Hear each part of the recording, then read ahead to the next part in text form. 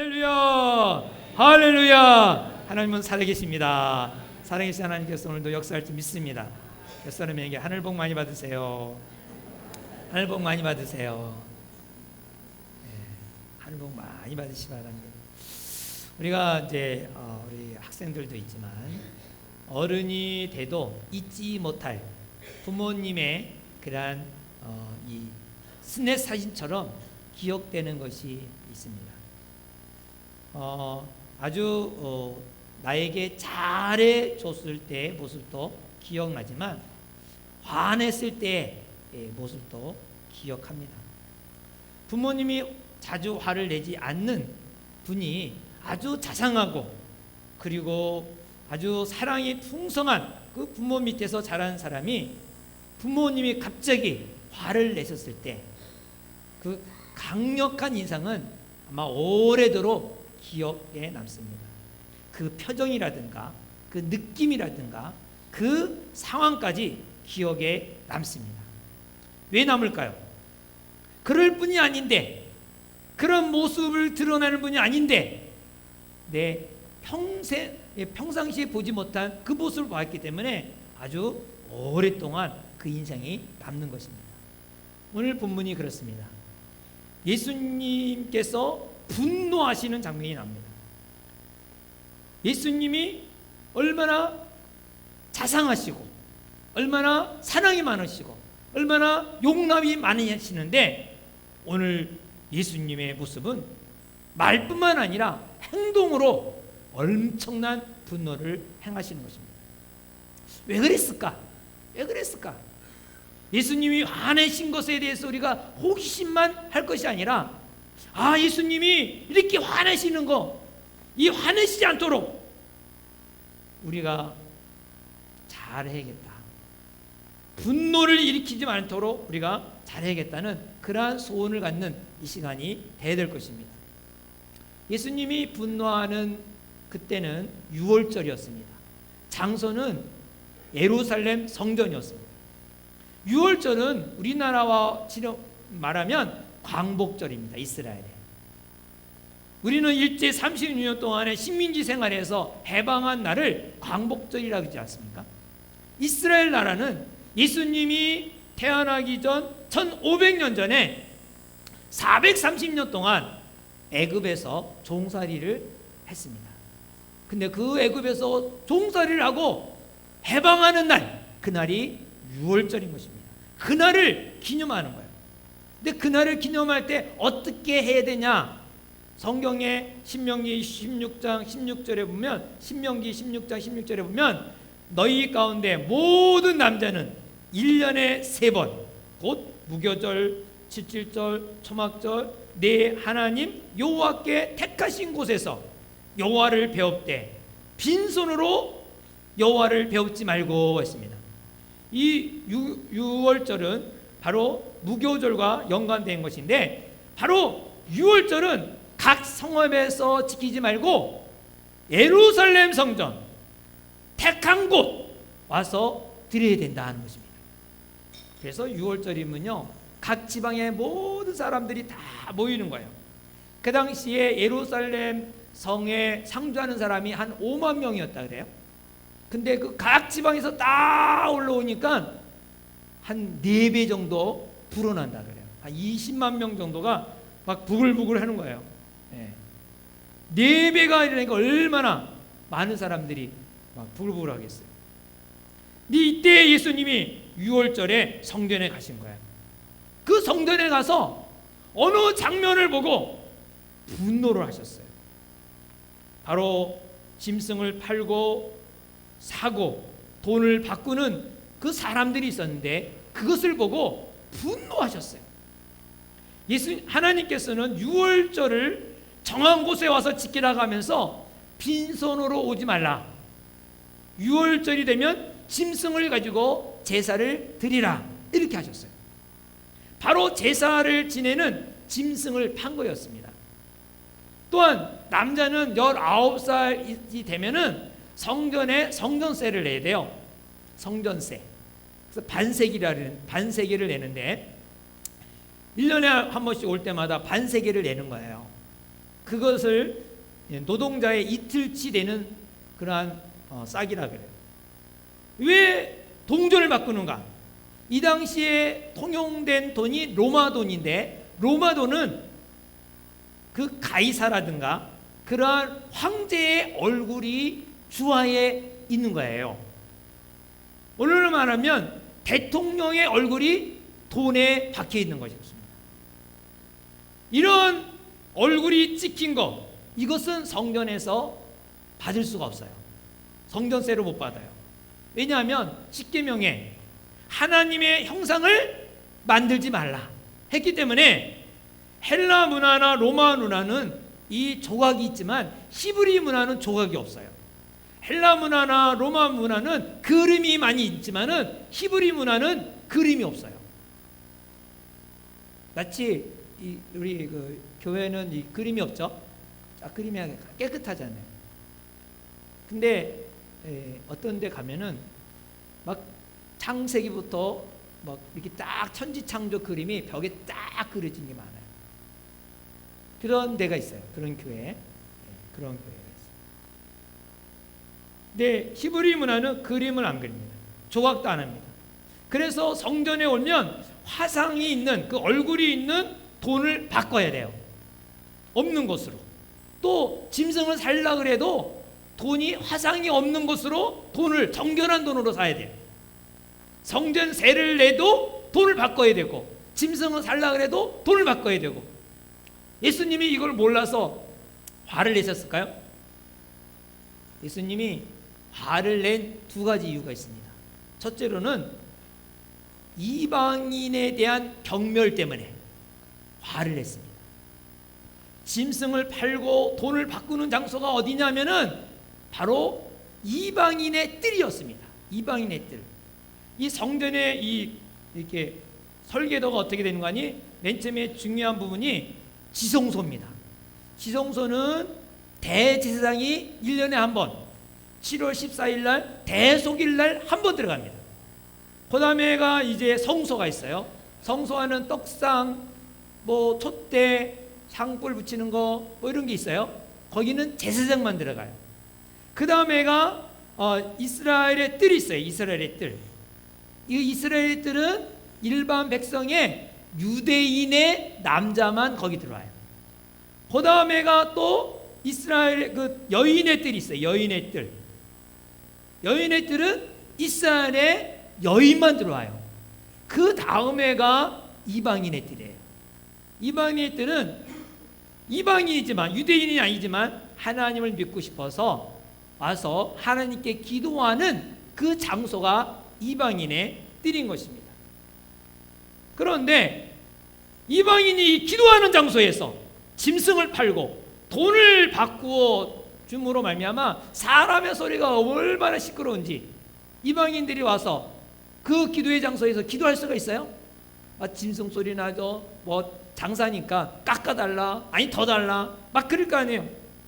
그러니까 이방인들이 기도할 수가 없는 거예요. 이 장면을 보고 예수님이 분노하신 것입니다. 하나님의 사랑은 높은 곳에서 낮은 곳으로, 낮은 곳에 고이기 마련입니다. 하나님의 사랑은 낮은 자를 매우 귀하게 여기십니다.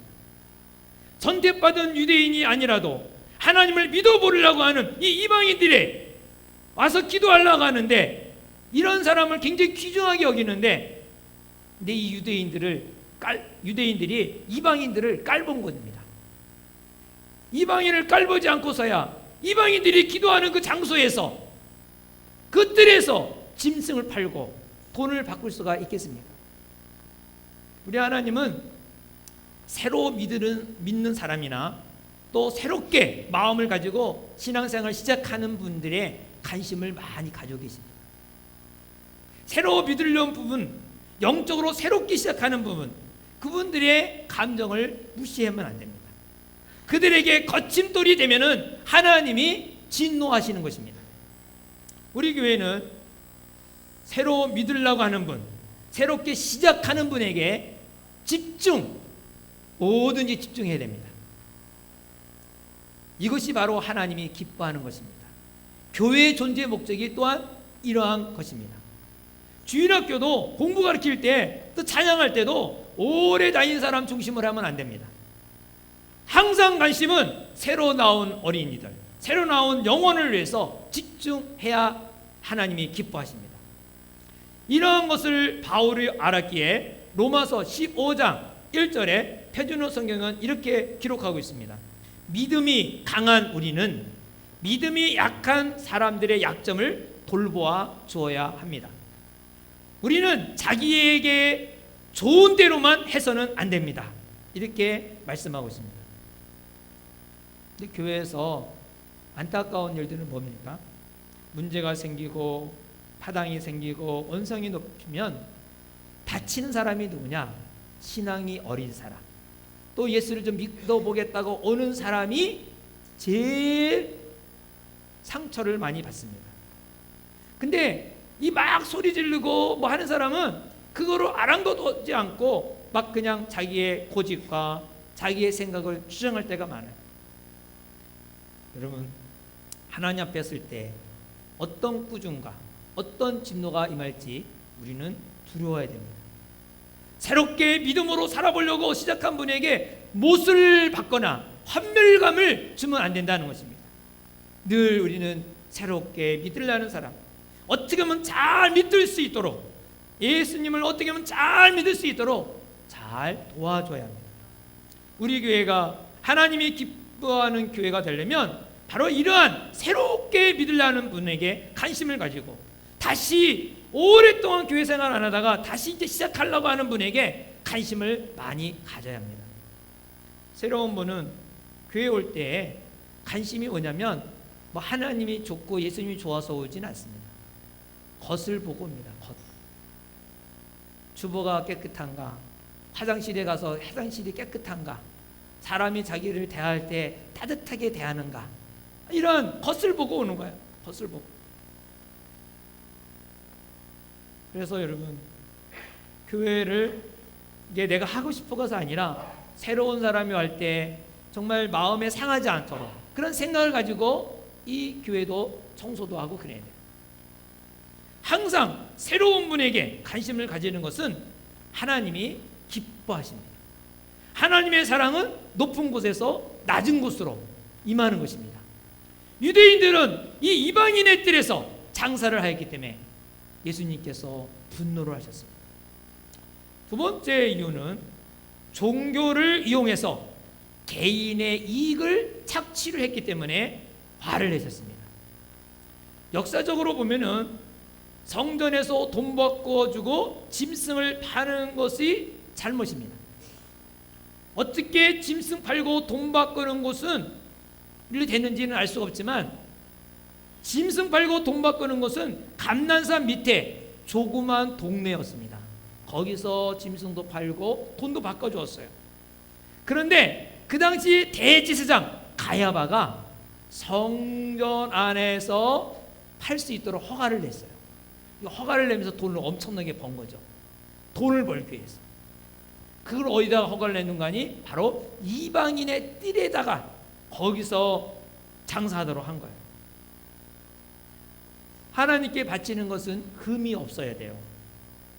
그래서 멀리서 가져오면은 오다가 다 다쳐. 지금이야 뭐 차가 있으니까 딱 차려갖고 딱 오면 되지만, 옛날에는 차도 없으니까 다 끌고 와야 되잖아요.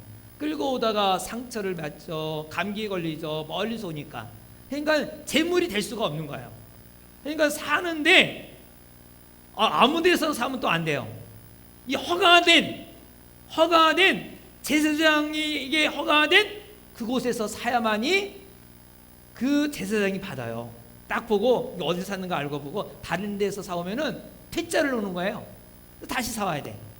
이번에 이 소방 검열할 때 보니까 우리 임명빈 지사님 막 열심히 칠하고 막 그랬는데 이제 됐다고 사진 찍어서 딱 냈어요. 소방서에.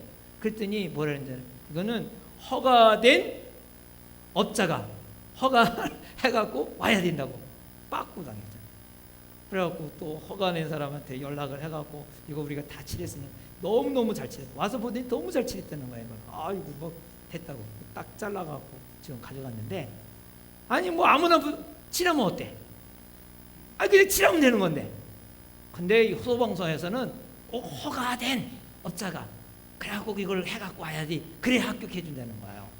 그래서 화가 좀 나긴 하는데 또 일리는 있기도 하고, 그 사람이 말하기를 왜 그렇게 했냐고 내가 물어봤죠. 또 그랬더니 아니, 운전을 하되 운전면허 있는 사람이 운전하는 것과 운전면허 없이 운전하는 거 똑같다고. 그 말이에요. 그래서 좀 그렇구나. 수긍하고 그냥 왔어요. 여기도 마찬가지예요.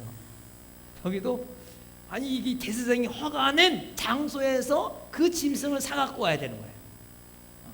다른 데서 사갖고 오면 안 되는 거예요. 왜 이렇게 있으면 뭐 여러 데서 팔 거 아니야, 장사가. 근데 꼭 여기서만 사가야 돼. 그러니까요, 이 제사장들이 엄청나게 돈을 많이 번 거예요. 하나님은 사랑은 낮은 곳으로 보이는데 양이나 염소를 드려야 되는데 가난한 사람에게는 비둘기를 드리거든. 비둘기, 가난한 사람이. 근데 그 당시에 비둘기 값이 예를 들어서 25전이었어. 25전. 근데 얼마나 받은 줄 알아요? 100배를 받는 거야. 100배. 100배를 받아갖고 뭐 25불씩 막 받거나 막 그래갖고 이걸 보고 유대인을 향해서 예수님이 분노하신 거죠. 하나님은 거룩한 것을 거룩하게 되기를 원하십니다. 교회는 성전으로서 하나님께 예배드려지고 쓰여져야 할 것입니다. 이런 것을 자기의 이익을 위해 썼을 때 주님은 분노하시는 것입니다. 교회는 개인의 이익의 수단이 돼서는 결코 아니 됩니다. 저도 교회의 도움이 어떻게 하면 될까? 성도들에게 어떻게 되면 도움을 줄까? 이렇게 해야지. 성도들을 어떻게든지 괴롭힐까? 뭐 그런 건 아닙니다. 교회에서 목사가 직업이 되면 안 되는 거예요. 직업이 되면 그때부터는 뭐 엄청나게 문제가 생깁니다. 목사가 안 되면 죽을 것 같은 사람, 아무것도 할 수가 없는 사람, 그런 사람이 이제 목사가 되면 이 일이 천직으로 여기고 하는 것이죠. 이것저것이 안 되니까 신학교 가서 목사가 된다면 그것은 또 문제가 많이 생깁니다. 물론 하나님이 그렇게 해서 또 부르기도 해요. 그러나 이왕이면 인생을 바치려면 제일 황금기 때 바치는 것이 하나님이 제일 기뻐하시죠. 이것도 안 되고 저것도 안 되니까 바치는 것은 과연 그것이 하나님의 부르심인가 아니면 직업인가, 이것을 생각해야겠죠. 감리교 창시자 웨슬레가 그 웨슬레 목사님에게 어떤 사람이 찾아왔어요. 자기가 목사님이 되겠다고.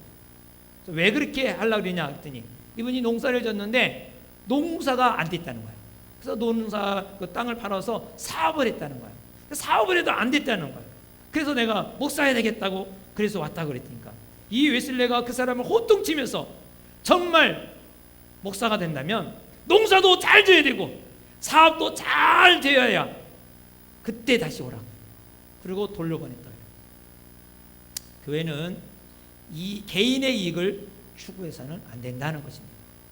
성전에서 예수님이 분노하시는 것이 나하고 상관이 없다고 그냥 멀찌감치 볼 일이 아닙니다.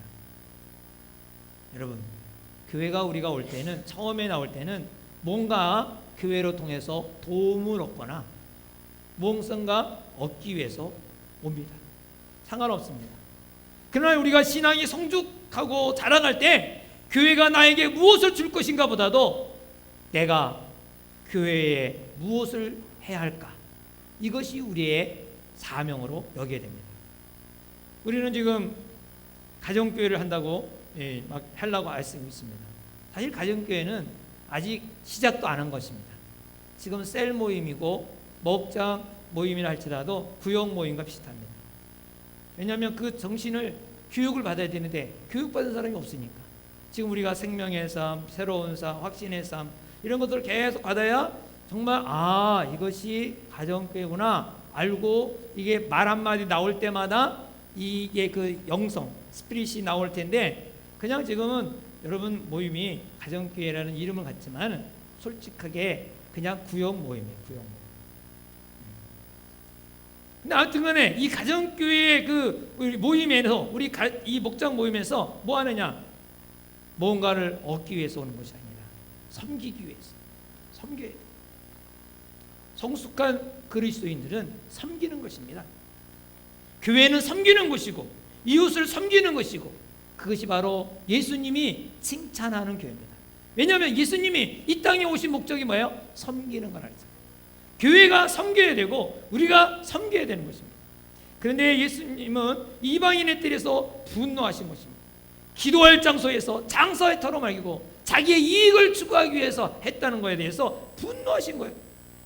여러분, 예수님을 우습게 여기면 안 됩니다. 예수님은 사랑의 주님이고 용서의 주님이지만 분노도 하신다는 것을 잊지 않기 바랍니다. 근데 이 분노는 우리를 상처를 주고 우리를 망가뜨리는 분노가 아닙니다. 거기에 사랑이 있습니다. 여러분, 그 사랑을 여기 본문에서 나와요. 15절 16절에 보면 짐승을 다 쫓았는데 영구적인 손해를 보도록 하진 않았어요. 자, 15절을 볼까요? 15절 16절. 노끈으로 채찍을 만드사 양이나 소를 다 성전에서 내쫓으시고 돈 부악하는 사람들의 돈을 쏟으시며 상을 엎으시고 비둘기 파는 사람들에게 이르시되 이것을 여기서 가져가라. 내 아버지의 집으로 장사하는 집을 만들지 말라 하시니. 여러분, 뭐 굉장히 예수님의 성품을 여기서 볼 수 있는데요. 짐승들은 뭐 채찍에서 소나 양이나 다 성전을 내쫓았어요. 그러나 이 내쫓은 소나 뭐 이 양들은 다 모으면 되는 거예요. 모으면 되죠. 동전도 쏟았어요. 그거 다 주워 담으면 돼요. 그런데 비둘기는 가장 가난한 자가 드리는 재물이라고 했어요. 비둘기를 엎어갖고 다 놔줘 버리면 다 잡을 수 있어요, 없어요? 못 잡아요. 근데 예수님 보세요. 비둘기는 어떻게 했어요? 파는 사람에게는 이것을 여기서 가져가라. 얼마나 자상한 예수님의 모습이에요. 그냥 가져가라 그랬어요. 예수님은 우리를 훈련시킬 때 언제든지 사랑과 위로와 권면이 항상 있습니다. 예수님은 우리를 힘든 훈련을 시키지만 그러나 감당치 못할 것을 허락하지 아니하십니다. 이것이 예수님의 성품입니다. 예수님의 진노는 우리가 생각하는 무섭고 감당하지 못하는 그런 진노가 아니에요.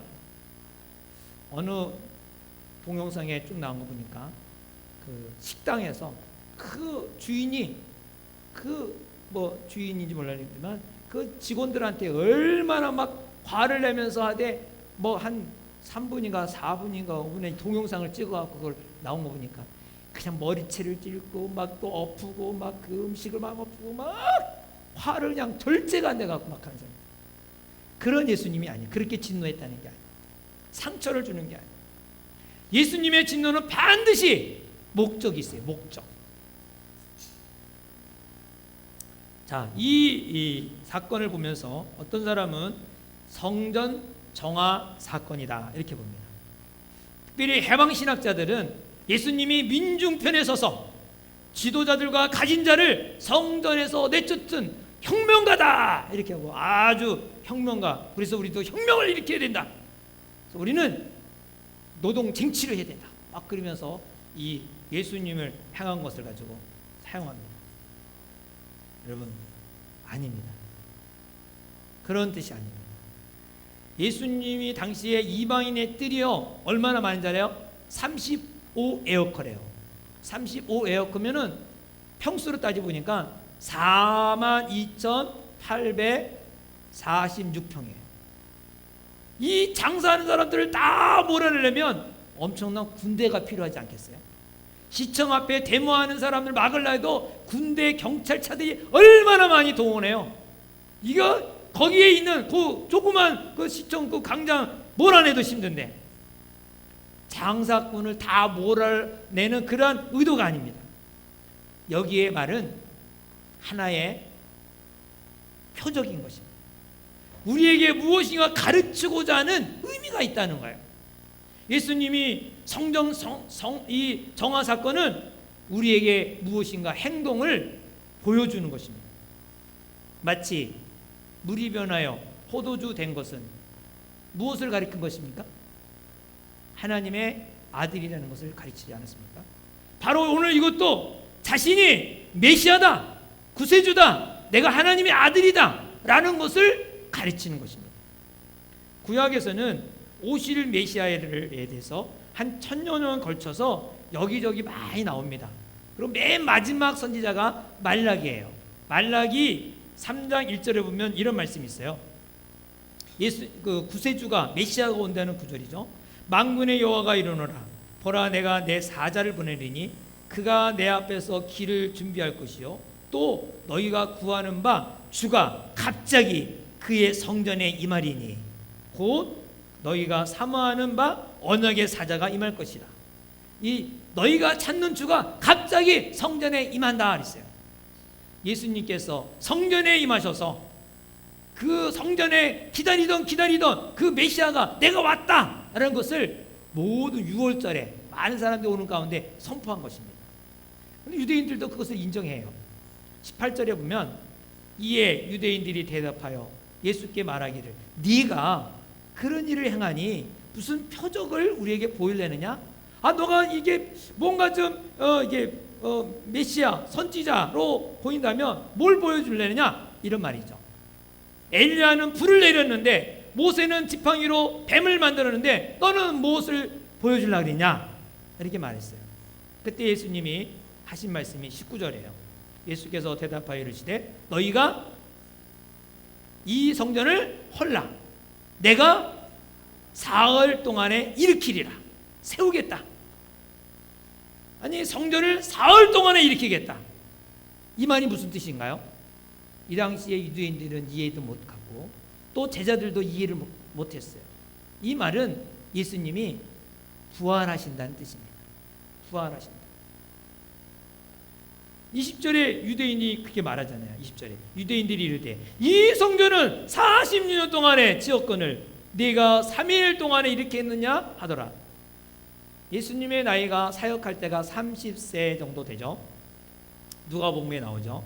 근데 예수님의 이 당시에 추측하여도 이 30세라는 것을 할 수가 있어요. 예루살렘 성전이 준공이 19년 BC 19년이면 46년이 되면 예수님의 나이가 지금 뭐예요? 한 28세로 이렇게 나오는데 근데 사실 0이 아니라 BC 4년에 태어나셨다 그러니까 따지고 보면은 한 30세 그 정도 되는 거예요.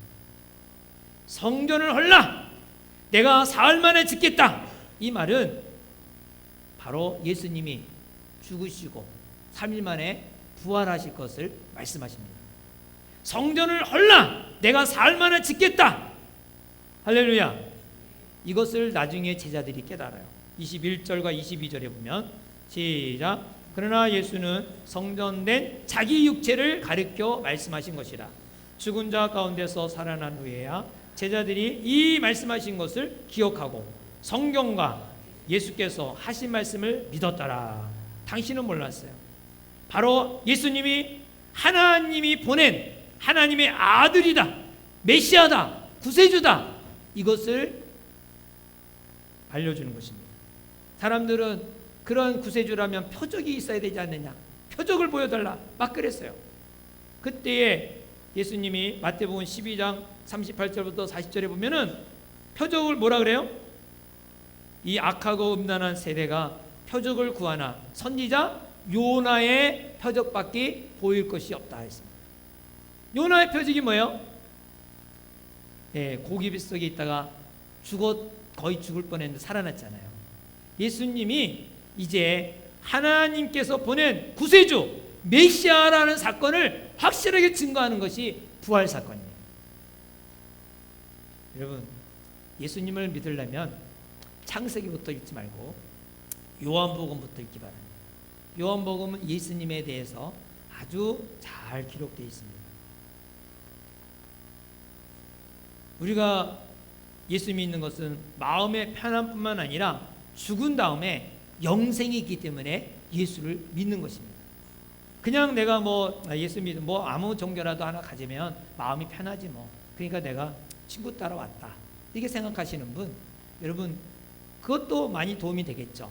뭔가 하나 믿는 거, 뭔가 하나 다닌다는 거 편안하죠. 그러나 우리 기독교는 그것만이 아니에요. 죽은 다음에 영생이 있습니다. 심판이 있다는 거예요. 천국과 지옥이 있다는 거예요. 아, 그거 봤어요? 죽어봐야 알지? 그런 분들이 있어요. 네, 여러분, 공자나 맹자나 석고만이나 모하멧이나 이분들은 다 무덤이 있어요.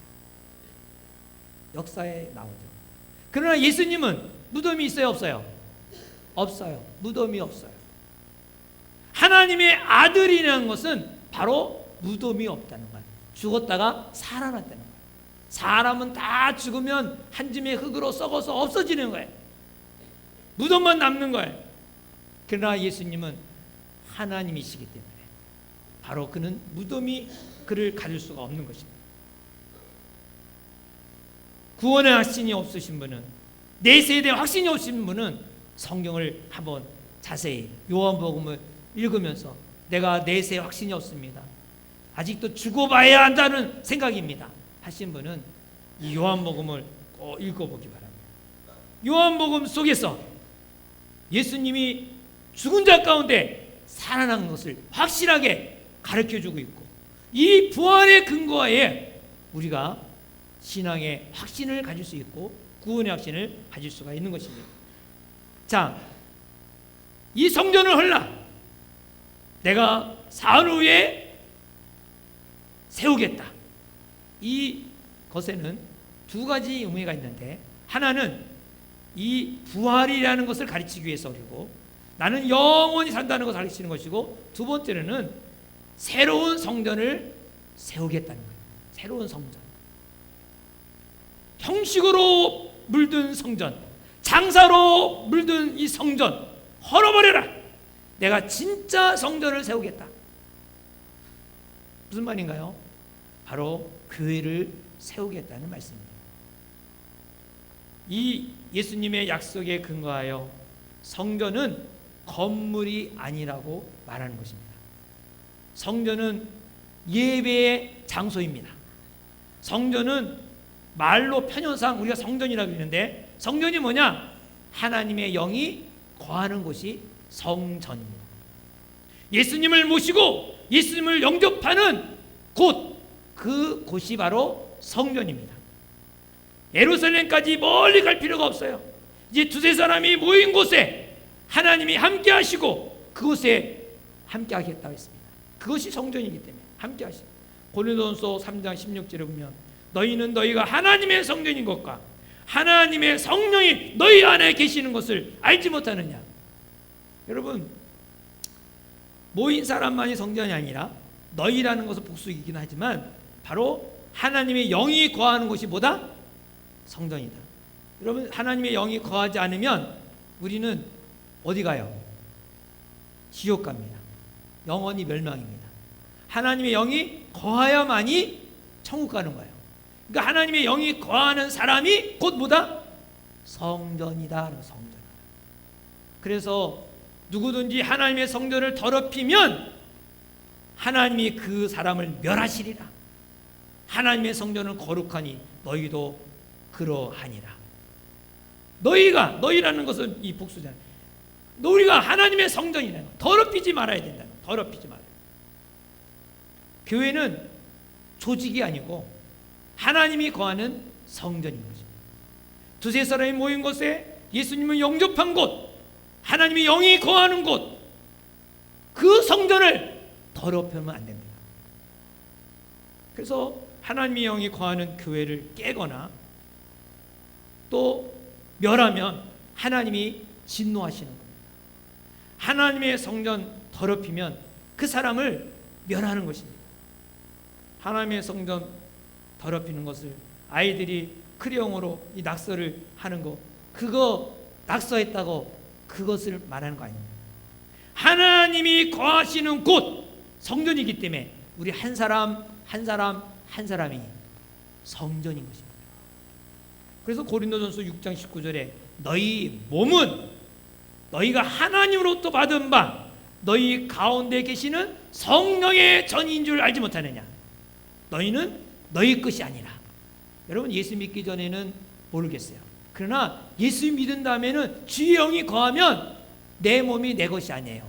하나님의 영이 거하는 전이에요. 하나님이 영이 거하는 성전이에요. 그래서 하나님이 떠난 성전은 성전이 아니고 육체요 건물밖에 안 되는 것이죠. 이 말이 나오게 된 동기가 있어요. 고린도의 수호신은 비너스를 섬깁니다. 비너스. 이 비너스 신에게 가서 제사 지낼 때 거기에 남창과 여창이 있어요. 이 제사 지내고 난 다음에는 반드시 이 여창과 남창과 교접하는 일이 있어요. 섹스를 한다는 뜻이에요. 이 신전에 가서 이 영역 힘을 받기 위해서 항상 이 여창과 남창이 이 섹스를 합니다. 교접을 해요. 근데 기독교인들도 잘 모르니까 거기 가서 그런 일을 행한 것입니다. 이들을 향하여 사도 바울이 말한 거예요. 너희 몸이 하나님의 성전이지 않냐. 너희 몸이 하나님의 성전이다. 너희 몸은 성전인데 그렇게 교접하면서 몸을 더럽히면 되겠느냐, 이 말인 것입니다. 사랑하는 여러분, 우리 몸이 성전이라는 것을 잊지 않기를 바랍니다. 성전을 정화시키는 예수님은, 그 당시에 정화시키는 예수님은 우리의 몸도 성전이기 때문에 정화시키는 것을 아시기 바랍니다. 뭐를 정화시킬까요? 우리 안에 있는 죄성, 교만, 시기, 질투, 악한 습관, 분노, 이런 것들이 숨어 있는데 예수를 믿는 순간 그때부터 이 성전을 정화 작업이 들어갑니다. 그래서 예수님 말씀하세요. 마태복음 11장 28절에 수고하고 무거운 짐 자들아 다 내게로 오라. 내가 너희를 쉬게 하리라. 이거는 누구에게나 다 초청의 말씀이에요. 누구든지 오세요. 예수님을 영접하세요. 죄를 용서해 주시고 하나님의 자녀가 되고 의롭게 해주십니다. 죄를 용서해 주십니다. 자기만, 자기주의, 이기주의도 오십시오. 불만이 가득한 자도 오세요. 말을 막 해서 남에게 상처 주는 자도 오세요. 어쩔 수 없이 세욕에 빠져서 포르노를 보는 사람 오세요. 노름판에 빠져서 지금 헤어나지 못한 사람 오세요. 수고하고 무거운 자들아 다 내게로 오라. 내가 너희를 쉬게 하리라. 어쩔 수 없이 죄 가운데 사는 자 오라는 것입니다. 오는 사람마다 어떻게 한다? 쉼을 주리라. 평강을 주리라. 예수님을 영접하면 하나님의 자녀가 되고 의롭게 해주고 거룩하게 대주십니다. 그러나 여러분 꼭 알 것은 예수님을 영접한 다음에 하나님이 그때부터 가만두지 않는다는 것을 기억하시 바랍니다. 하나님의 자녀를 만든 다음에 성전을 정화 작업이 시작됩니다. 여러분의 가족에 있는 교만한 마음, 이기심, 남을 배려하지 않는 것, 말끝마다 욕하는 것, 나쁜 습관, 이런 것을 물리쳐 주기 위해서 주님께서 성전 정화 작업을 하시는 것입니다. 하나님은 우리를 사랑하기 때문에 성전이 깨끗하게 될 때까지 계속해서 정화 작업이 시작됩니다. 혹시 여러분 예수님을 믿고 예수님 믿는 게 이렇게 행복할 수가, 너무 좋다, 이렇게 지내다가 갑자기 어려움이 닥쳤을 때 부도가 나고 암병이 걸리고 뭐 교통사가 나고 뭐 아이가 뭐 일찌감치 자살을 하고 뭐 무슨 일이 닥칠 때 놀라지 않기 바랍니다. 여러분의 구원을 하나님이 버린 것이 아닙니다. 나를 사랑하시기에 성전 정화 작업을 하고 계시는 것입니다.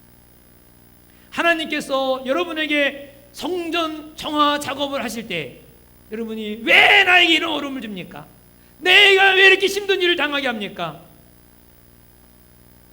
불평하거나 당황하지 마시고 그때에 한 발 뒤로 물러서서 내 자신을 살펴보며 회개하시기 바랍니다. 그리스도인의 어려움은 의미 없는 어려움이 없습니다. 큰일 났다 걱정하지 마시고 하나님께서 나를 어떤 정화 작업을 하시는지 내 자신을 한번 살펴보시기 바랍니다. 교만하던 나를 치욕스러운 수치를 당하게 하였고 겸손하게 만들기도 합니다. 겸손하기 위한 정화 작업을 할 때 우리가 거기에 불평하나 원망하지 마시고 감사하기 바랍니다. 하나님의 정화 작업은 나를 사랑하기 때문에 하시는 것입니다. 하나님이 하시는 일에 우리는 올바른 결정을 하고 나갈 때 거짓말처럼 한순간에 싹 사라집니다. 이 놀라운 일이 여러분에게 있는 것입니다. 저는 교회를 개척하고 목사가 된 거에서 기쁘게 생각합니다. 요즘에는 우리 중고등부 학생들이 목장 예배를 드린다고 그냥 토요일마다 모여갖고 다 예배를 드리는 모습 보니까 얼마나 대견하고 기쁜지 몰라요. 그래도 해보겠다고. 제가 중고등부 맡을 때는 어떻게든 중고등부 학생들 목장 훈련을 해서 얘네들이 청년에 올라가면 청년회가 목장이 잘 되기 바라고, 이 청년들이 결혼하면 진짜 그때서야 가정교회가 아마 아름답게 됐다. 앞으로 10년 후에나 돼야 정상적인 가정교회가 되지 않을까요? 얘네들이 이제 장년이 되고 결혼해갖고 애기 낳아야 되니까. 그런 이제 목적을 가지고 했는데 얼마나 기특한지 모여서 해보려고 하는 모습. 여러분, 아이들이 모이면요 전부 다 뭐로 시작하는지 알아요? 욕으로 시작하고 욕으로 끝나요. 그리고 맨날 쓸데없는 얘기나 해요. 근데 얘네들은 모이면 우선 기도 제목 나누고, 오늘 주일 설교 들은 거 그거 나누고, 그리고 또 전도할 대성자 나누고, 그리고 또 이제 같이 기도하고, 그러기를 1시간, 1시간 반, 2시간 이렇게 보내는 거 볼 때 얼마나 아름다워요. 그리스도의 학생의 문화가 이 아이들에게 깨끗하게 만들어지잖아요. 그거 이렇게 보고 맨날 얘네들은 모이면 사진을 다 찍어 보내요.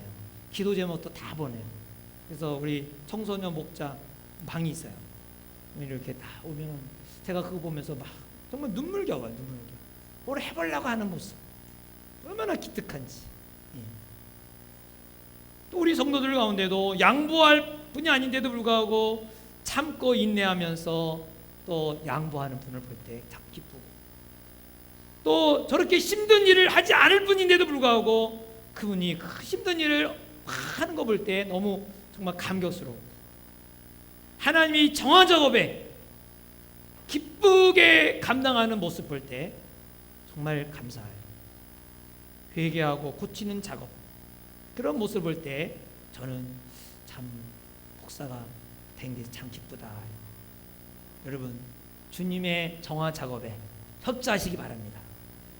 내가 나를 보고도 아름답고 남이 나를 보고도 아름다운, 그렇게 변해가는 성도가 되기를 주의 이름으로 축원합니다. 기도하겠습니다.